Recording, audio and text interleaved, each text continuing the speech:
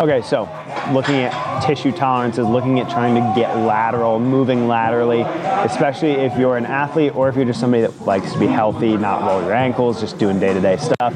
Maybe you like to hike, doesn't matter. Lateral movement, getting outside of the sagittal plane or the frontal plane, basically just trying to not move just straight up and down all the time. Being able to use something as we call landmine setup, so I have a bar shoved into a corner over here. One of these exercises that you can do, it's a little bit more tricky, but if you've got the ability to move in some of these ranges of motion, being able to create some stability at the ankle and stability at the knee, trying to get on the outside edge of your foot to be able to have some of that strength and some of that ability to control those forces. So this is one of those exercises that I really like. I call this a landmine inside skater squat. Basically what we're doing is we're taking a very simple move where we'd have a skater squat, taking the knee down on one foot, just barely touching the knee and coming back up.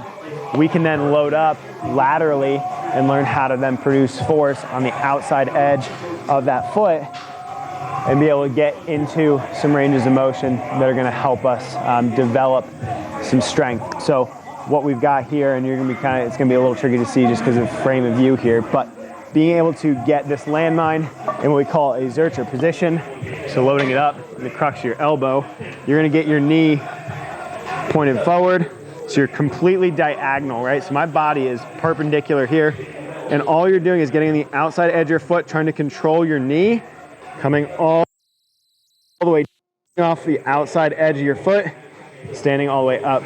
Right now this gets a little tricky because we don't want that knee to collapse in, so we're trying to create some rotation here at the hip, drive it out on the outside edge of the foot, driving up, and you can use that landmine as a counterbalance. Now, if that's a little difficult, that's okay, because the other way we can do this, we can add some stability to it by just putting that back leg down. So I can get in that same position, and I can take that back leg back.